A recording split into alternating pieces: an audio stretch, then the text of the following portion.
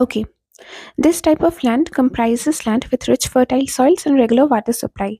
Now, it is very obvious कि अगर एक लैंड में कोई एक क्रॉप एक बार से ज़्यादा उसमें सो करता है, लाइक उसमें अगर एक बार से ज़्यादा किसी फार्मर ने उसको क्रॉप को आउटपुट मिलता है उसको, तो that means only one thing clearly कि वो जो सॉइल होगा वो ज़रूर से ज़रूर बहुत ही फर्टाइल होना चाहिए।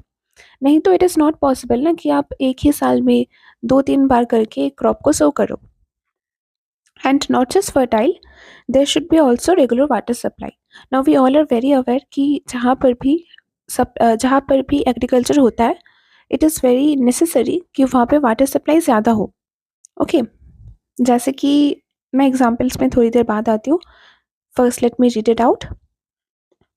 It is clear that a percentage of area sown more than once is rather low in India as a whole. Now, question can be asked कि why the percentage of area sown more than once is low in India. तो इसका reason क्या होगा? Infertile soil, deficiency of moisture, and insufficient use of manures and fertilizer. Now we all know कि India में there are a lot of places जहाँ पर soil जो है वो उतना fertile नहीं होता. Okay, except for North India. North India में बहुत से ऐसे प्लेसेस है जहाँ पे सॉइल फर्टाइल होते हैं, but there are also a lot of places जहाँ पे fertile soil is not available.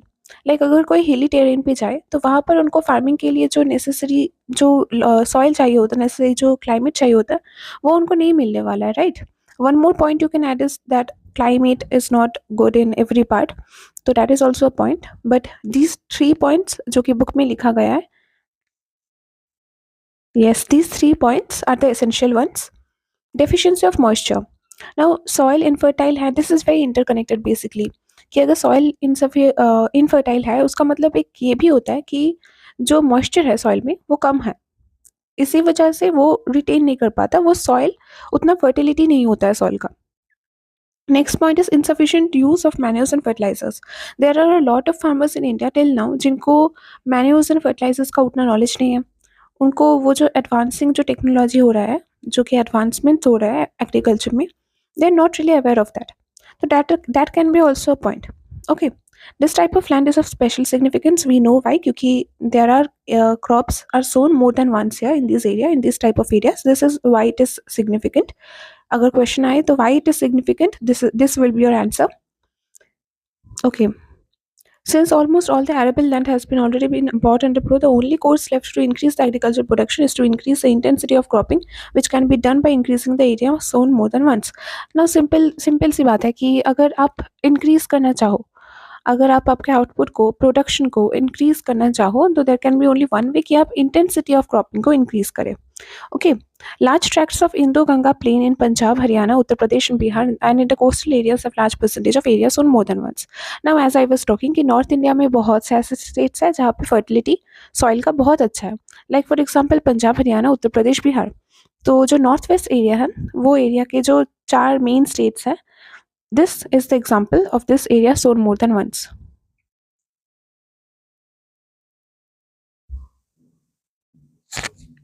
Now coming to forest area has increased considerably from 40 to 40.48 million hectares in 1950 to 51 to 71.79 million hectares in 2014 to 15, recording a 77% increase in a span of 64 years, which is a very good thing, right?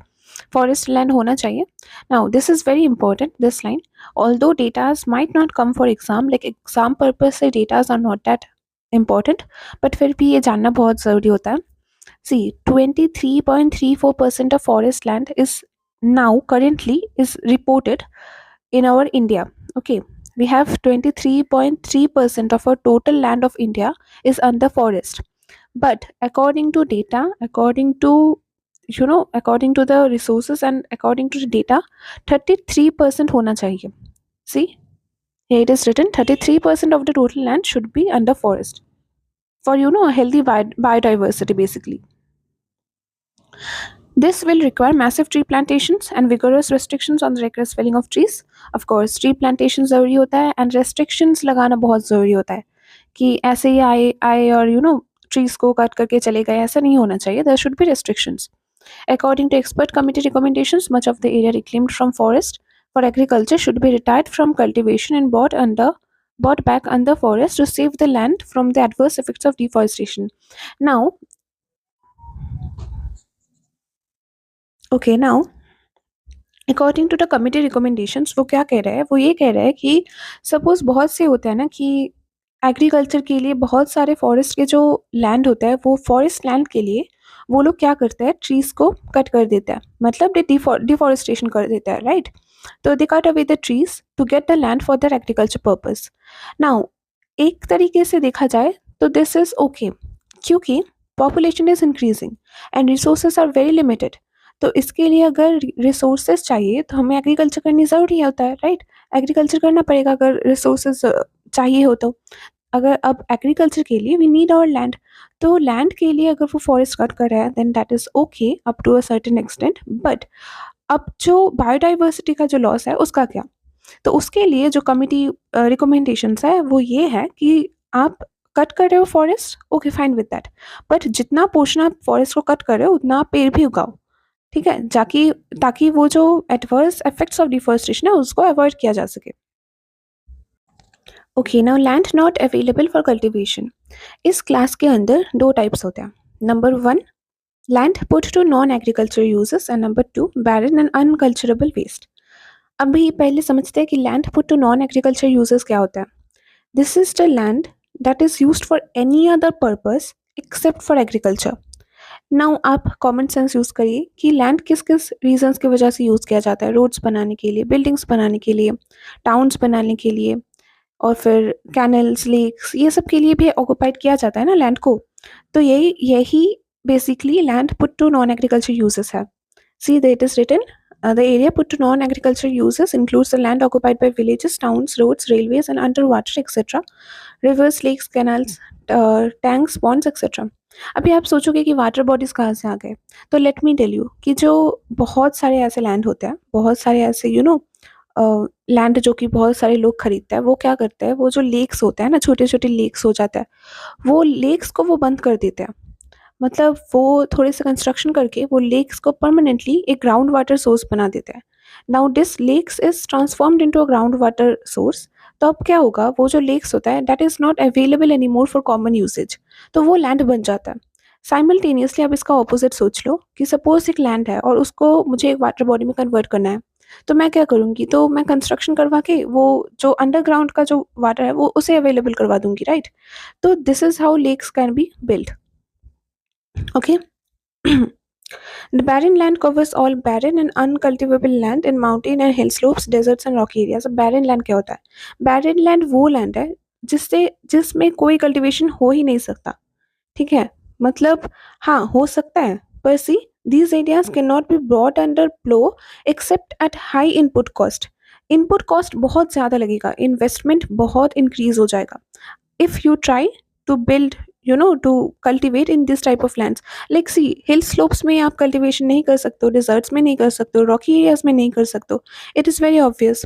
तो अगर आप कर भी लो, अब अगर आप बहुत कोशिश करके कर भी लो, फिर भी जो इनपुट कॉस्ट होगा, आपका जो इन्वेस्टमेंट होगा वो बहुत ज़्यादा होगा, विथ पॉसिबल लो रिटर्न्स. अभी कोई भी सेन जो अच्छे खासे दिमाग के जो बिजनेसमैन होते हैं, वो ऑफ कोर्स ऐसे किसी लैंड पर तो इन्वेस्ट नहीं करेंगे फॉर एग्रीकल्चर. कोई भी फार्मर, कोई भी इंसान जिसके पास दिमाग है वो नहीं करेगा. तो इसलिए इनको यूज़ नहीं किया जाता है. Land not available for cultivation accounted for 14.62% of the total reported area in 2014-15. The largest amount of land in this category is in Andhra Pradesh, Rajasthan, Madhya Pradesh, Chhattisgarh, Gujarat, Uttar Pradesh, Bihar, Jharkhand. आप कोई बस 4 नाम याद रख लीजिए, फिर मतलब आपका काम चल जाएगा. 4 से ज़्यादा आपको नाम नहीं पूछा जाएगा एग्जाम पे. आंध्र प्रदेश, मध्य प्रदेश हमें पता है क्यों क्यों बैरन लैंड होता है, क्योंकि वहाँ पे पेड़ पौधे बहुत ज़्यादा होता है. मेघालय भी जैसे बहुत सारे पेड़ पौधे होते हैं. मेघालय में फिर भी टी कल्टीवेशन, मतलब जो नॉर्थ ईस्ट होता है वहाँ पे टी कल्टीवेशन फिर भी बहुत अच्छा है. बट इनको लेकर आप क्या करेंगे? राजस्थान में जैसे पूरा का पूरा most of the Rajasthan is covered in desserts, तो इससे आपको कुछ फ्रूटफुल नहीं मिलने वाला है, राइट? तो these are the 4 states mainly जिनके नाम आपको याद रखने पड़ेंगे. Now coming to permanent pastures and other grazing lands. तो ग्रेजिंग लैंड्स क्या होता है पहले वो समझते हैं. पास्चर और grazing land is basically the same things. It is the land where animals are given to fodder, are used for fodder. Animal fodder के लिए, उनको उनके खाने के लिए जो लैंड अवेलेबल किया जाता है उसको कहते हैं पैस्चर एंड ग्रेजिंग लैंड। जैसे कि अगर किसी के पास, किसी फार्मर के पास अगर कोई गाय हो, तो वो उस गाय को भी तो कुछ खाना है ना, तो उस गाय कहाँ से खाएगा वो? तो उसके लिए भी एक लैंड अवेलेबल होता है जिसको कहते हैं pasture land. Okay, a total area of 10.3 million hectares is devoted to permanent pastures and other grazing lands. This amounts to about 3.33% of the total reporting area of the country. Grazing takes place mostly in forest and other uncultivated land where pasturage is available. तो ये convenient कहाँ पे होता है grazing? It is convenient in mostly in forest and other uncultivated land जहाँ पे कोई cultivation नहीं किया जाता हो और जहाँ पे pasturage easily available होता है. Okay, this area is presently under pastures and other grazing lands is not sufficient, keeping in view of the large population of livestock in the country. About one third of the reporting area in Himachal Pradesh is under pastures. अब यहाँ से एक question आ सकता है कि name 4 states जहाँ पे pasture होता है, तो आप लिख सकते हो हिमाचल प्रदेश, मध्य प्रदेश, कर्नाटका, गुजरात, राजस्थान। बस कुछ नाम ही आपको याद रखना है गिने चुनकर सबसे, ताकि अगर क्वेश्चन आ जाए तो आप अटेम्प्ट कर सको। Now land under miscellaneous tree crops and groves. Now miscellaneous tree crops क्या होता है? जैसे कि bamboo. Bamboo we all know, हम इधर उधर के कुछ छोटे मोटे काम में दिखता है। अगर कोई पूजा पैंडल अगर क्रिएट किया जा रहा हो, तो कंस्ट्रक्ट किया जा रहा हो, कोई पूजा पैंडल हो, तो वहाँ पे बैम्बू बहुत कॉमनली यूज होता है। अब ये बैम्बू कहाँ से आता है? ये ऑफ कोर्स ये भी एक ट्री क्रॉप है ना। Bamboo is also tree crop. Casuarina trees, thatching grass, bushes, these are all tree crops. Now इस ट्री क्रॉप्स को कल्टीवेट करने के लिए भी कुछ लैंड की ज़रूरत पड़ती है। वो जो लैंड जहाँ पे मिसलेनियस यूजेज वाला ट्री क्रॉप्स, मतलब जो नेसेसरी नहीं होता है पर फिर भी इधर उधर के काम पे आ जाता है, वो सब ट्री क्रॉप्स जहाँ पर होता है, जहाँ पे कल्टिवेटेड होता है, उस लैंड को क्या कहा जाता है? Land under miscellaneous tree crops and groves. Okay, culturable waste. The Wasteland Survey and Reclamation Committee defines culturable waste as a land available for cultivation but not used for cultivation for one reason or other. तो culturable waste land क्या होता है? This is the land जो कि cultivation के लिए है तो अवेलेबल बट यूज़ नहीं किया जाता। जो फार्मर्स है इस लैंड पे वो कल्टीवेट नहीं करते और उसके बहुत सारे वजह हो सकता है, ये वजह हो सकता है, वो वजह हो सकता है। कुछ भी वजह के कारण जो लैंड को जो कल्टीवेशन के लिए सूटेबल है, बहुत हद तक सूटेबल है, पर उसको यूज़ नहीं किया जा रहा है, उसको कहते हैं कल्चरेबल वेस्ट। वेस्ट क्यों कहते हैं? वेस्ट इसलिए कहते हैं कि सपोज सी आपके पास शायद एक पेन पड़ी हो, ठीक है, और आप उस पेन को यूज़ नहीं करते हो, बहुत सालों से वो पेन आपके पास पड़ा है, तो ये क्या हो गया? ये एक वेस्ट हो गया, राइट? आपने उस चीज़ को ही बिल्कुल वेस्ट कर दिया। तो आप यूज़ नहीं कर रहे हो उस चीज़ को, पर वो चीज़ आपके पास अवेलेबल है, तो आप एक तरह से एक रिसोर्स को वेस्ट नहीं कर रहे हो। तो इसलिए this is called culturable waste. This land was used in the past but has been abandoned for some reason. Now past में इस land को use किया ज़्यादा था, पर ये अब abandoned हो चुका है for some reason। अब समझते हैं कि क्या क्या reason हो सकता है।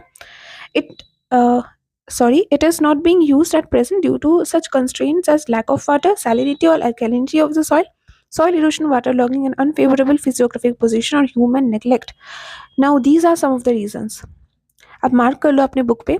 जैसे कि हो सकता है कि वाटर का जो लैक है, वो वाटर अवेलेबिलिटी कम है, उसके आसपास के एरिया में वाटर ज़्यादा नहीं है, वाटर रिसोर्सेस उतना नहीं है कि कल्टीवेशन हो पाए।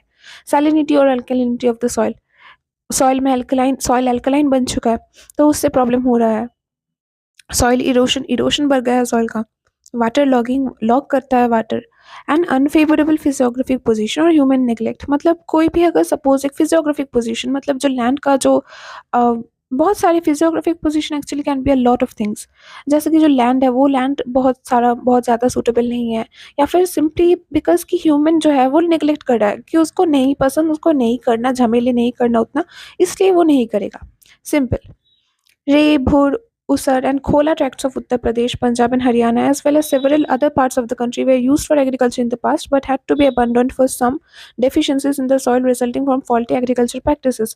Now keep this in mind कि ये जो culturable waste है, ये पहले यूज़ किया जाता था। पहले के time people used to utilize this land, but उसके बाद क्या हुआ?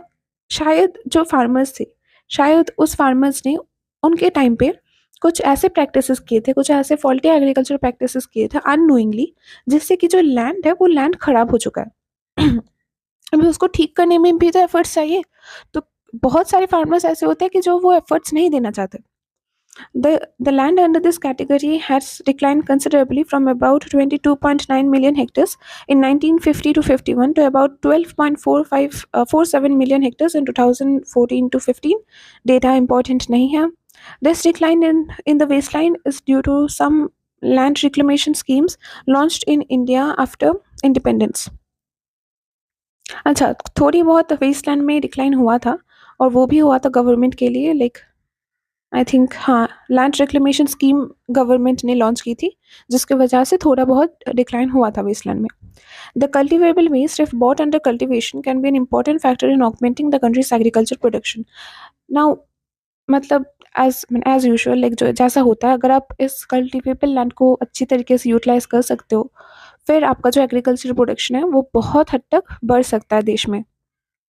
However, in the interest of long-term conservation and maintenance of ecobalance, this land should be put under afforestation and not under crop farming. Now, अगर आप long term conservation के बारे में सोच रहे हो, अगर आप इको बैलेंस को मेंटेन करने के बारे में सोच रहे हो, then this land should not be used for cultivation. This should be used for afforestation instead. मतलब उस लैंड पे ट्रीज ग्रो करना ज़्यादा बेनिफिशियल है rather than crop farming. National remote sensing agency NSRA, आप फुल फॉर्म को याद रखना. Hyderabad is making valuable contribution in mapping the wasteland in India through satellite imageries. Now अभी यहाँ पे काम कर रहा है जो हैदराबाद, ये जो डिपार्टमेंट है नेशनल रिमोट सेंसिंग एजेंसी, ये they are working towards the improvement, और ताकि ये जो कल्टिवेबल वेस्ट है वो कम सके.